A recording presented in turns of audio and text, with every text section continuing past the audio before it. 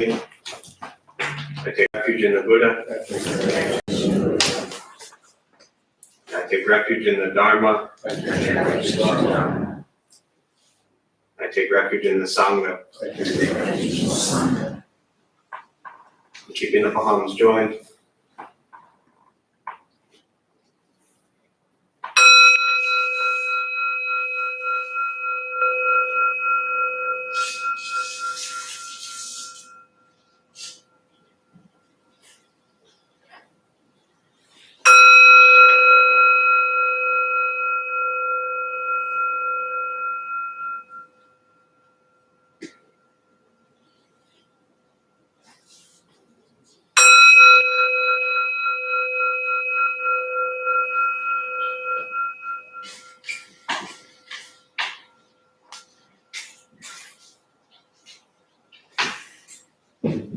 You put the palms down.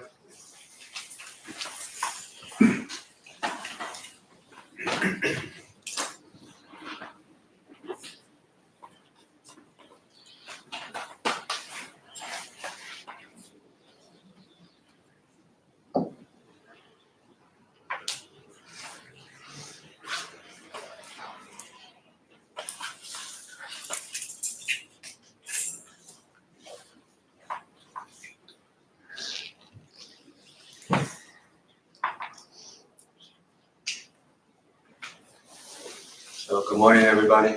Good morning. Welcome to the Dharma Bum Temple. It's interesting, especially if you're new to Buddhism. Often, we're used to growing up with some sort of religion or lack thereof. And often, if you're new to Buddhism, you come into it thinking that that's going to have all the answers for you. And if you've been at this for 20 years, you're still looking at Buddhism and thinking, well, that's got all the answers for me. But the reality is it doesn't really have any answers. It just points you to really deeper questions about yourself, about your moral, ethical behavior, about your conduct, and about the way you move through the world. Buddhism can't answer that for you. Only you can answer that for you. And so this is, again, a reminder for those who've been at this for a long time, or maybe for those who are here for the very first time, that the metaphor I've always used is it's just holding up a mirror. And when you look in that mirror, it's just reflected back at you. So all the difficulties, all the challenges, all the chaos, all the happiness, all the joys, all the highs, all the lows, all of that is you. And someone said to me the other day, I was doing a talk at San Diego State, and this was a freshman class, and it was the usual, which it's not known to people, I can get into it later maybe, but it was the usual question about, well, if Buddhism doesn't have a God to believe in, then who's in control of what you do? I said, you are. And that's either extremely liberating or a really bad way to think. Depends upon how you behave, right? So to me, it's become a very liberating practice to know that it's on me, and whether there is or isn't something else higher to believe in or not, that's a completely separate issue. But your practices, your way of engaging in the world, your conduct, your behavior, that's all on you. And that's really what this practice is about, is just opening up to see how you respond in every situation. And you do that every day, not just Saturday from 11 to 12 or, Wednesday from 7 to 8, but every single day. And that's the practice. And that's why it's so much fun. You get to explore how you behave every day. But with this crowd, I know that's not a problem. So we'll start with the meditation practice for those who might be new or sitting for the first time. A couple things to tell you. Nothing's going to happen to you. All right? You're not going to float away. You won't have any mystical, magical experiences. The mind that races all day long is not going to shut off. All right? Don't judge your practice, meaning don't ask yourself, is this working? Is this not working? Am I doing it right? Am I doing it wrong? We're just going to sit. We're going to breathe. You're going to hear sounds, right? Sounds inside the room, sounds outside. People cough, phones ring. This is life. Life is filled with sounds, and the practice of meditation is learning to get quiet within all of it, not escaping from anything. So posture, if you're on the cushions, often helps if you slide to the front third, pushing the stomach forward, allows the back to straighten slightly. Shoulders are relaxed, hands can be on the knees or in the lap, whatever is comfortable. If you're on the benches or chairs, also just trying to sit up straight. Relaxing shoulders. If you need to move during meditation, simply move. If your arm itches, that doesn't make you a bad meditator. Just scratch your arm and return to stillness. I'll guide us as we begin, and we'll settle into a little bit of silence.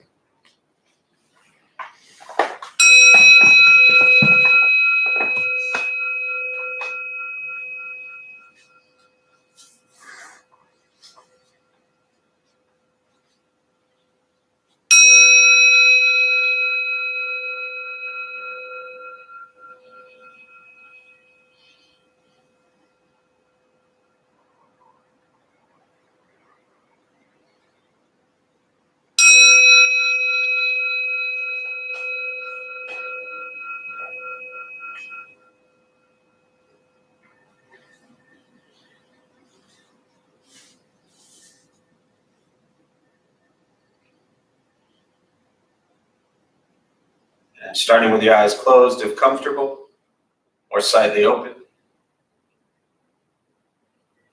Mouth open or closed. We'll start with taking 3 deep breaths, slowly.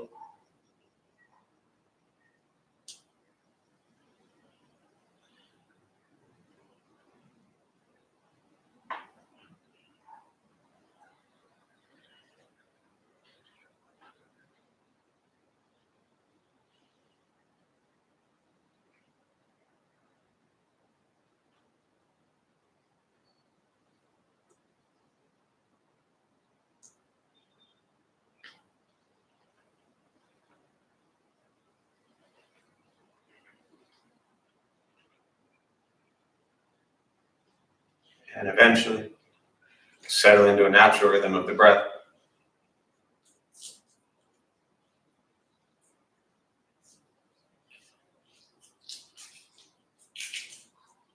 Knowing throughout the practice, you'll hear sounds. These are not distractions, not disruptions. Simply what's happening around us as we sit.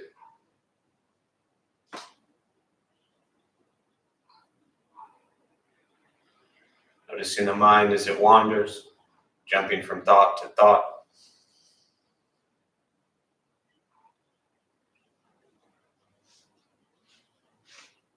Gently guide your attention, focus to the stomach or chest.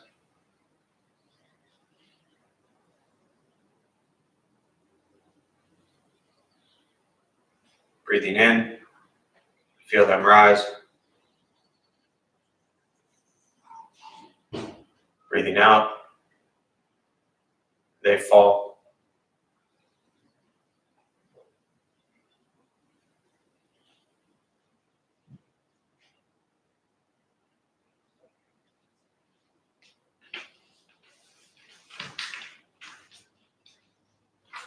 Simply continue this practice, expecting nothing but to sit and breathe.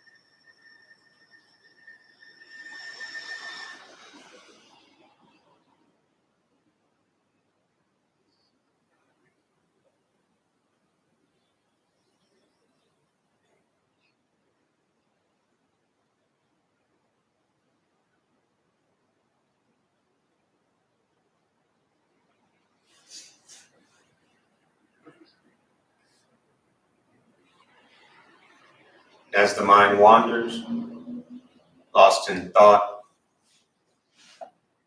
recognize it.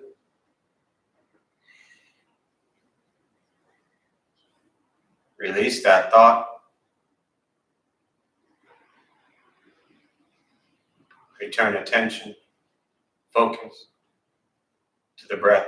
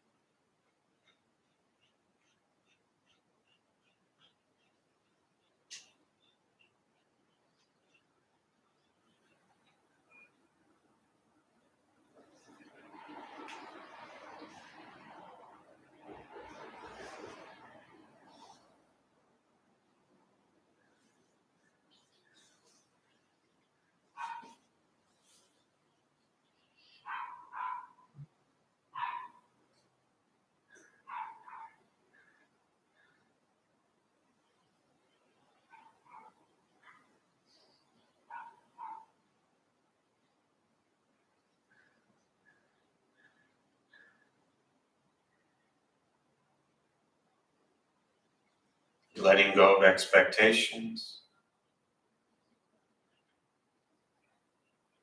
letting go of judgment from the practice, just sitting, breathing.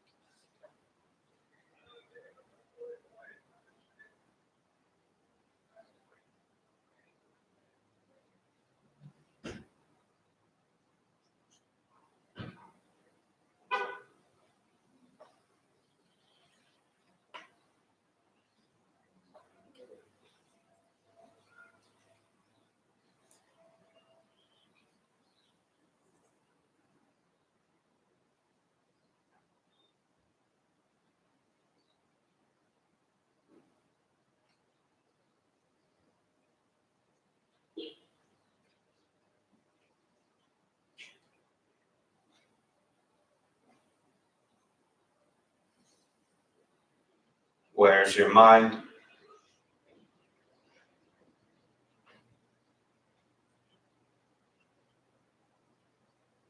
Return to breath.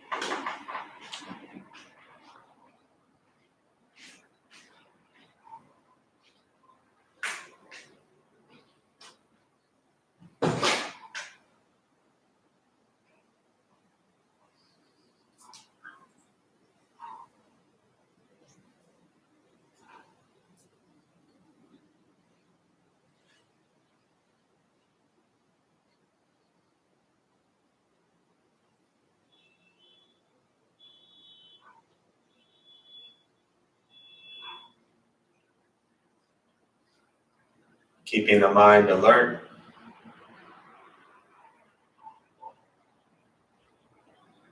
Aware of each sound.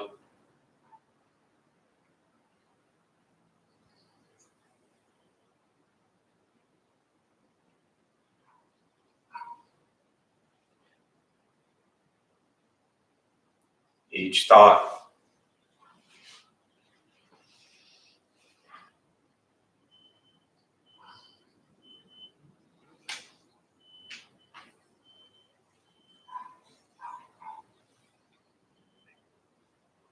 Each physical sensation.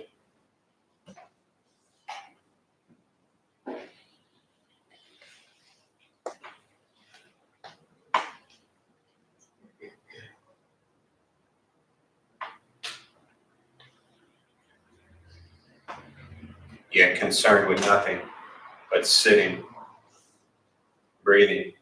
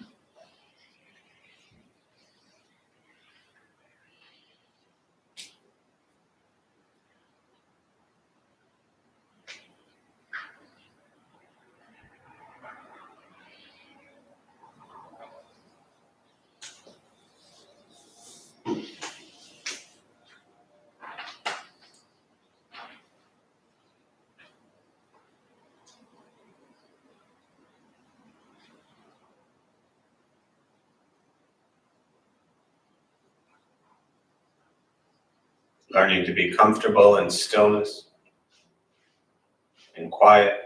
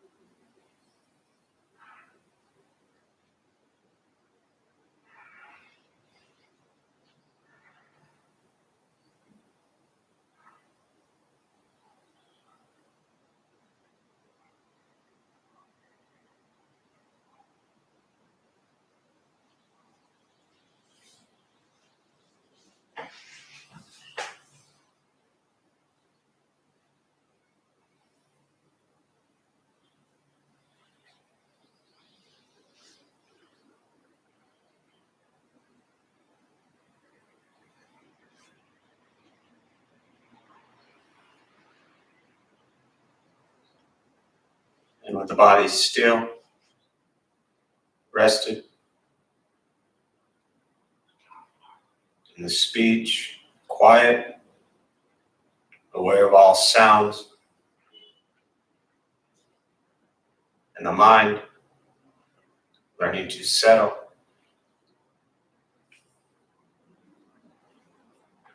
Know what it's like to just sit and breathe.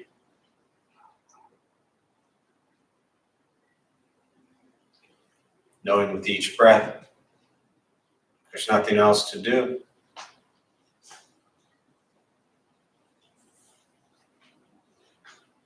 Nowhere else to go.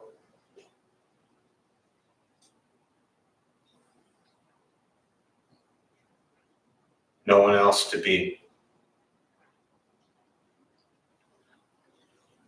Everything beautiful, just as it is. Sitting, breathing.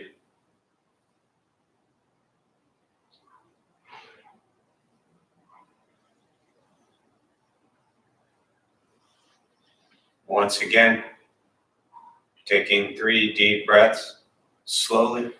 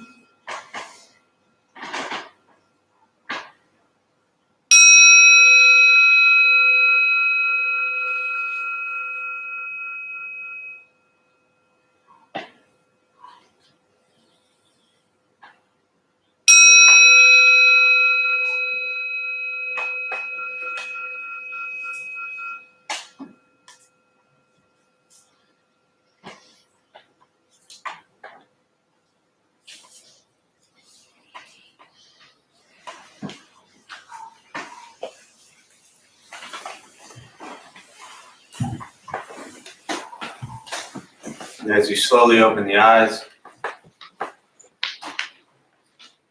you slowly begin to move. And most important, with the practice of meditation, is to recognize how you feel now, immediately after.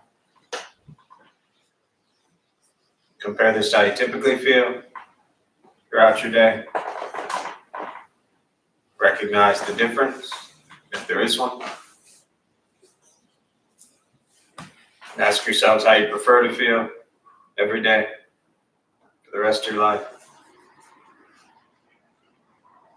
And realize however you feel now, it's quiet, calm, still, or a busy mind, racing mind, whatever you're sitting with at this moment.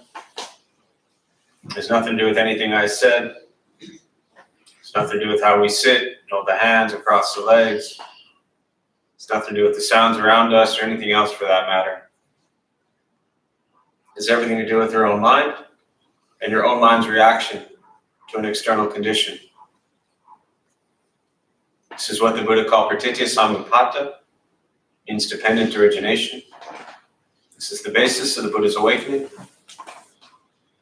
The word Buddha simply means awakened. He was a human being, no different than anyone in this room, who began to understand why he suffered, why he got angry, sad, depressed, stressed, anxious. He began to understand the causal relationship of all phenomena. What that means, very simply, for all of us in this room, regardless of where you come from or what you believe in or where you think you're going, your whole life is filled with things that happen. You react. More stuff happens. more reactions. That's what we get every day. The practice of meditation is learning what it's like to respond to something quietly, peacefully, still. Because for most of us, the way you respond to the last 20 minutes is quite different from how you respond to everything else that's happening throughout your day. So all we're working on is closing the gap to where the way you feel now is closer to how you feel always. Just as driven, motivated, productive, successful, whatever that means to you in your respective lives. But with a mind that's steady, clear, focused, distracted by nothing, disturbed by no one. It's not an easy practice. It's not necessarily a fun practice. Meditation's not an escape, as often people might think it is.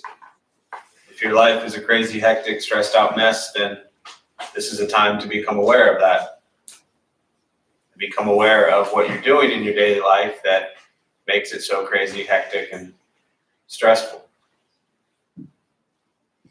Meditation is free. Buddhist practice is free. Sitting, breathing, learning to be kind to yourself and everybody else you encounter in your life. Once we stop trying to change, fix, control, manipulate everything and everyone around us, and we work on our mind and our reaction to the world around us, life gets simpler. But in reality, not much changed.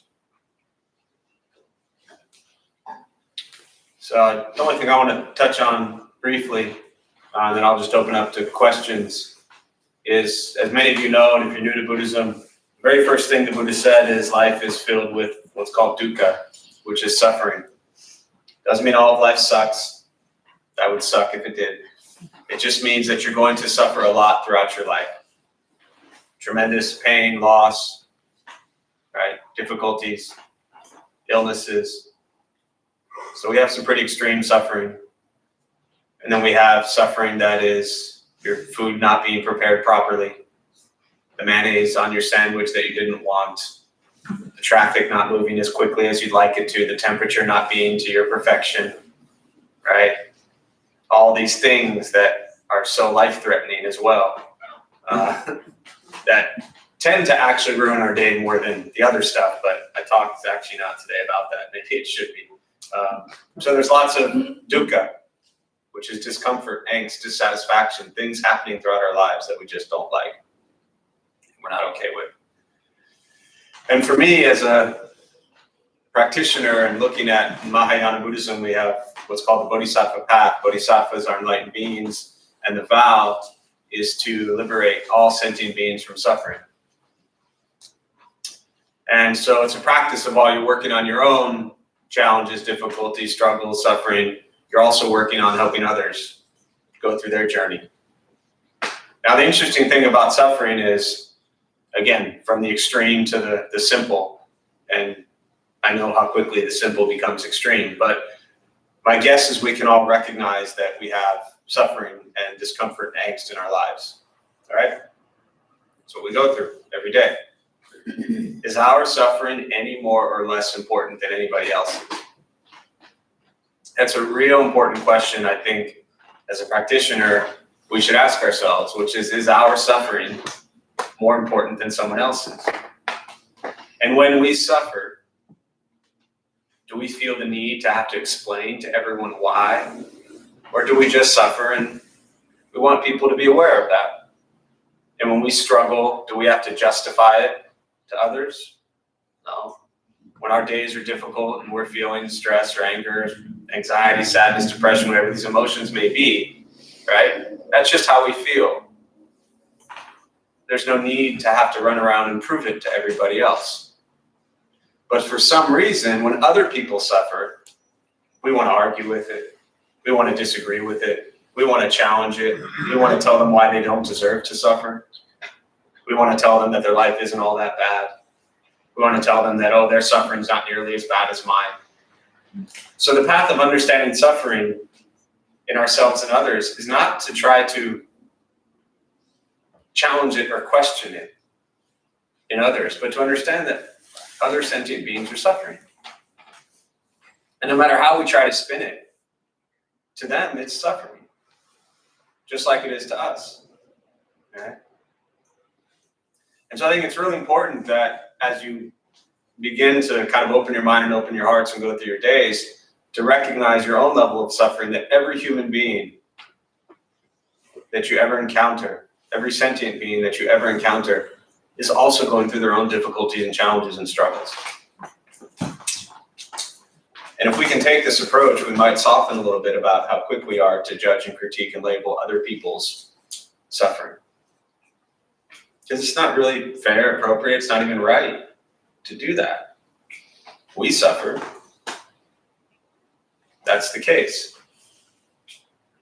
Why do we have to challenge everybody else's suffering? Right? And just know as a pretty much blanket,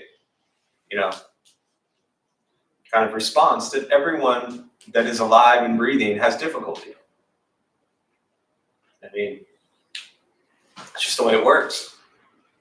So the next time you want to, be angry at someone, be mad at someone, yell at someone, scream at someone, whatever it might be. And I'm not even saying that they don't necessarily, quote unquote, deserve it. It doesn't mean that what they did wasn't wrong or harmful or painful. But just understand that that action that they did and where they're coming from is also a place of suffering. So, and again, I know nobody in here judges anybody else ever, so I'm kind of just wasting my breath. But just in case there's one random unenlightened person in this room, it's just some stuff to think about.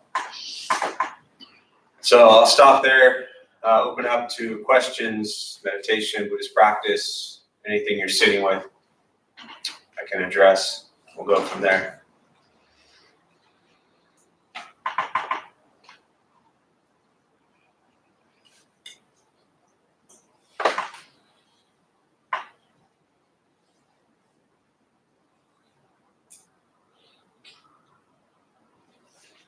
Yeah.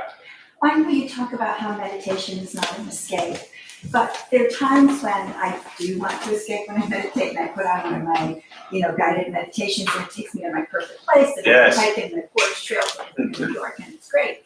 And then I feel a little guilty, like I haven't really meditated, so then I try and throw in a few minutes of watching my breathing. But Yeah. how do you feel about guided Well, meditation? So I love how you worded it, because then you ended by saying, then I feel like I haven't really meditated, and so I do a few minutes of that. Correct.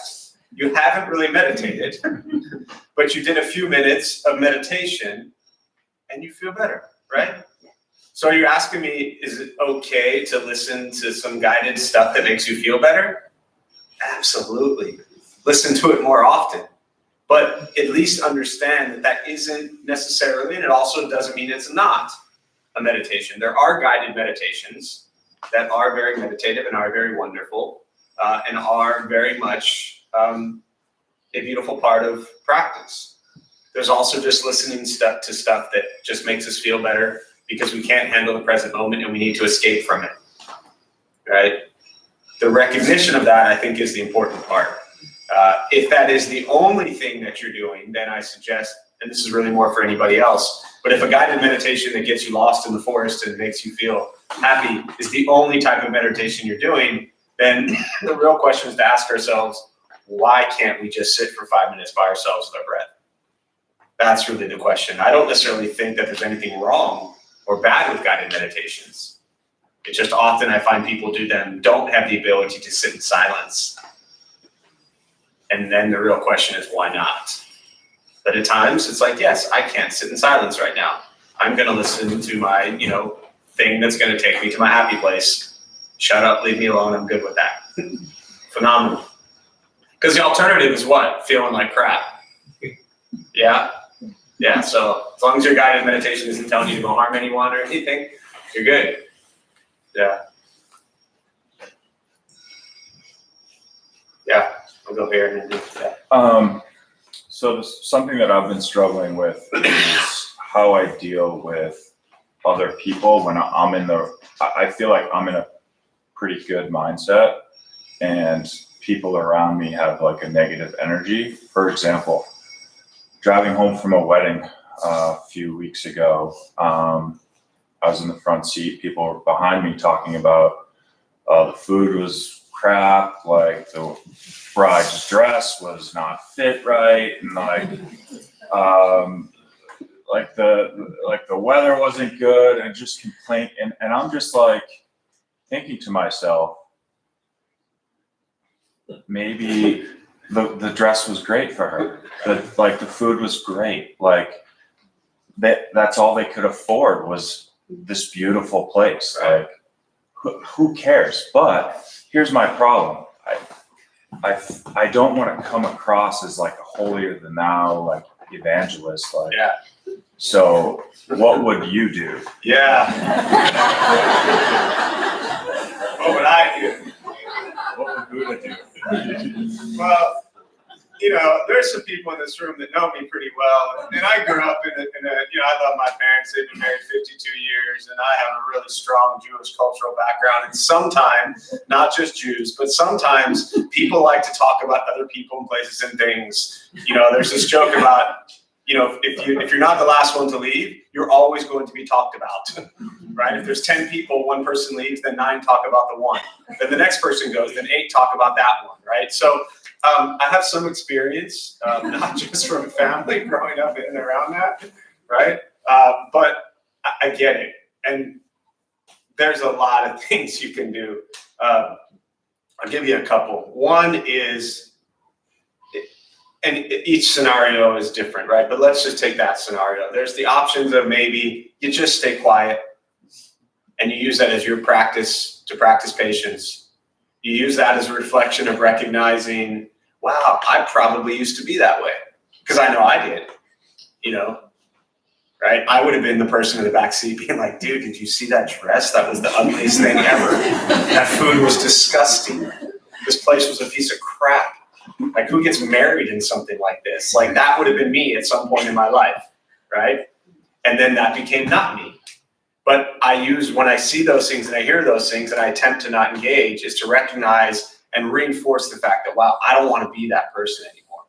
I don't want to be that way, right? So that's the first thing, is to see what it brings up in you. Because say 3 years ago, you wouldn't have even, you wouldn't be sitting here asking this question. You would have been, participating just the same. So that's the first thing, is to recognize that. And then the second thing, and that touches on, which is not what you were doing, but that's a perfect example of what I call Buddhist arrogance. Where we do this Buddhist stuff for a while, exploring, not doing things like that. And then all of a sudden we're around people who are, and we start to be that holier than thou, self-righteous, entitled person that says, well, I'm all Buddhist and compassionate now, and you shouldn't talk about people that way. That we know never works, and that's what you're saying you don't want to do, because then they're just pissed off at you, right? So now they're talking trash about everything else, and they're mad at you. You're like, oh, this is great, right? So often, honestly, the question is, what would I do? Often I stay silent, and you just are present in it, and it irks you, and you bite your tongue, and it's like so uncomfortable, and you just sit with it. Because the flip side is, there are times, and maybe that's one of them, and there are times in our lives where absolutely it's always appropriate to speak up. The question is how skillful, right? There's a Buddhist word, upaya, means skillful means. And the question is, how skillfully can you kind of insert a thought about what they're doing without completely alienating them, right? And if you open with hey, folks, I've been going to this Buddhist thing, and the Buddhist said, don't do this, and you show them some stupid Instagram Buddhist quote, that won't do it, right? But if you take what you're feeling and you can skillfully, piously kind of spin it, and but really spin it and twist it and say something to the effect of, maybe she liked the dress. How beautiful is it they were even able to have this wedding? Yeah, maybe the food wasn't the best, but it was better than eating nothing. So there are ways to address it. As soon as you bring some Buddhist meditation, compassion thing into it, done. Yeah, Yeah. So I think, and also, again, for everybody, not just this situation, I want to be very careful to also understand, or at least express, that when things are going on that you aren't comfortable with, I'm not suggesting that means the Buddhist way is to just sit there silently and shut up. It's not, right? To be very engaged in dialogue and conversation and things that are really important, on whatever scale is absolutely important. But to do it from a place of kindness and if you look at the Buddhist teachings on right speech, is it timely? Is it necessary, right? Is it true? And so you can ask yourself in these situations, maybe you take one of them aside at some point in time when it's not like 3 against 1 that would gang up on you, But yeah, silence can be golden, my friend. Yeah. Is that helpful at all? Yeah. Yeah. Thank you. Yeah. Jim? Evaluating other people's suffering is one of the things that I think I've learned from coming here. But trying to achieve the right view of what they're going through without putting my own stories into it. Are there steps that you could suggest that are like first stop, and then the next step is just stopping? Mm-hmm. Are you asking about steps required to not get into the story about your evaluation of their suffering? It's to have the right view of what, they're coming at me with their story. Got it. And I don't want to get into an instant judgment call. Got it. You just answered it. The right view, and you don't want to get into an instant judgment call. It's impossible to have the right view of someone else's experience. Impossible. So the step is to not even take one, to not even start. The last thing you just said, which is I don't want to judge, I don't want to get into judgment. Anything that you think about their experience cannot be anything but a judgment. Right? Right. Again, to go back to, one of my metaphors of eating pizza, if someone's eating pizza, they can tell you all about it. But all you're doing is listening to their experience of it. That's not the experience. And then when we see things or we hear things from others, it's kind of the same thing, that we're seeing and hearing their, our projection of their experience or their projection of their experience. And any thought we have about it is absolutely nothing but a judgment. Right or wrong. So I don't think, if you look at the Buddhist teachings on right view, and again, I just don't think that we can, even if they describe what they're going through, we still can't be in their experience, But listening and understanding, as you know, is always, a great way to kind of start that process. And I'm not foolish enough to think that just because I say that week in and week out, that all of a sudden we're not going to have any judgments the rest of our day. We're all judging what I'm saying right now every second. Do I like it? Do I not like it? Do I agree? Do I disagree? What am I going to have for lunch? Our minds are everywhere. The question is then, when you have those judgments, can you kind of just let them subside or let them pass and not act on that judgment? It's kind of the same thing, like your thoughts about how ridiculous you might think they're being are just your thoughts. Your thoughts don't harm them in that situation. But as soon as that judgment of what's going on next to us or around us starts to be thrown back at them, that's when it gets a little bit dangerous. Yeah.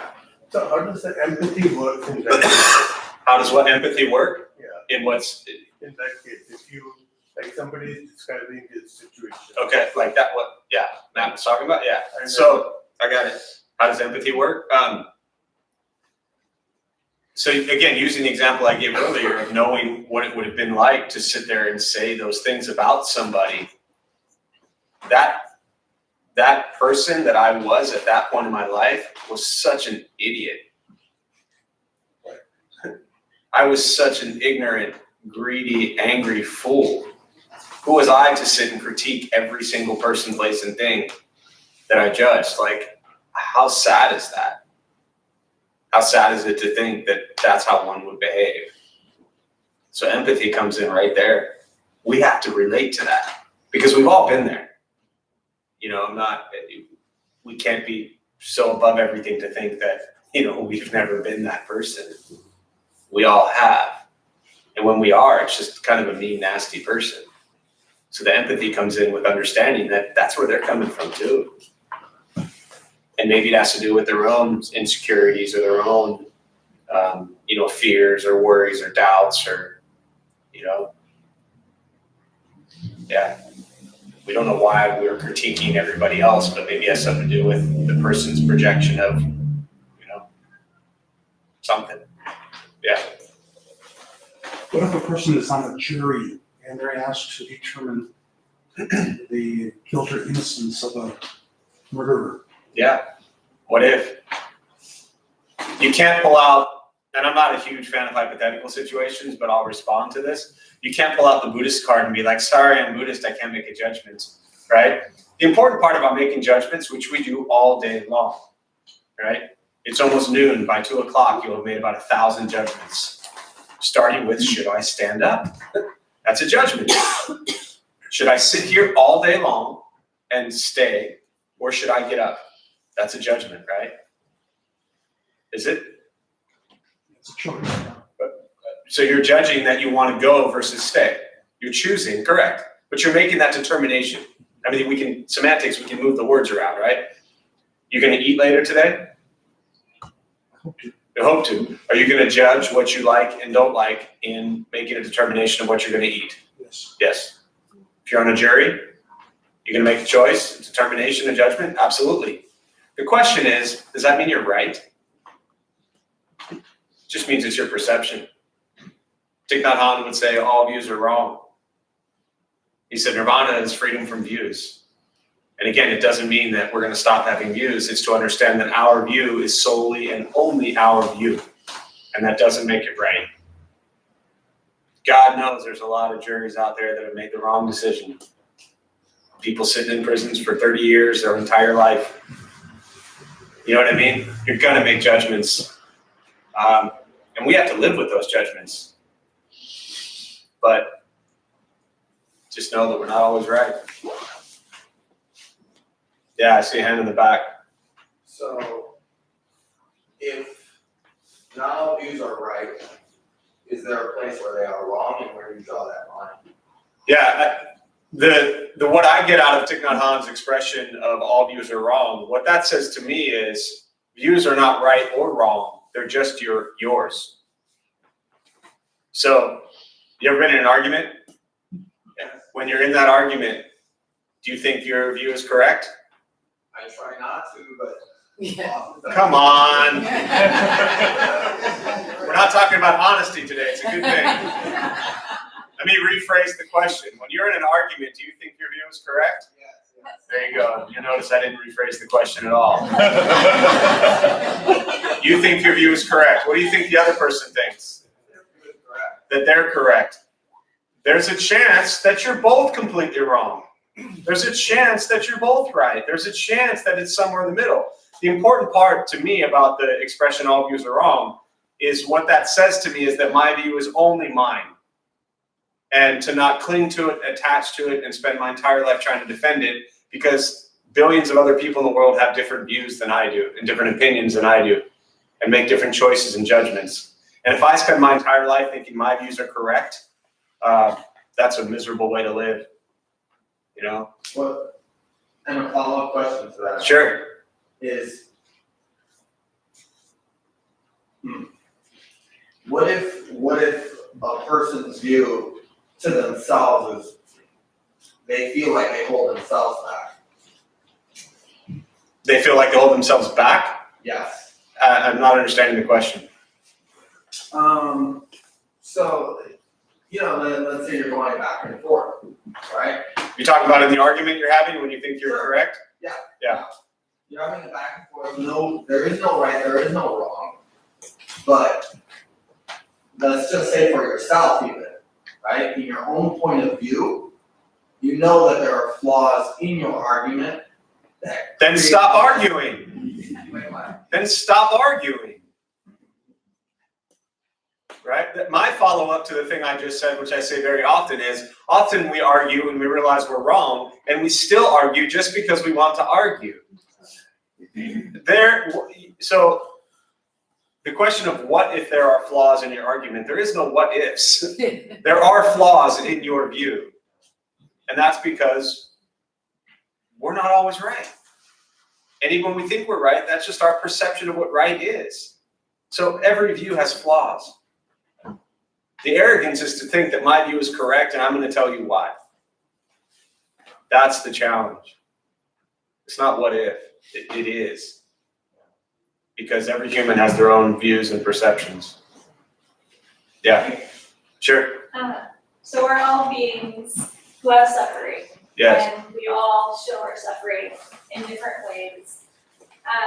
There are times where I find like it's a struggle of being surrounded in a similar vein, people who are expressing negativity outwardly. Mm-hmm. And I don't want to then express any joy that I might be feeling because I don't want to assume how that might affect them around. But I know for myself that sometimes when I'm not feeling my best and people are happy, it does bring me out of that, like being around positive people. Mm-hmm. But at the same time, there are other times that can just kind of bring you down more because then you start feeling jealousy or, it feels annoying or whatever.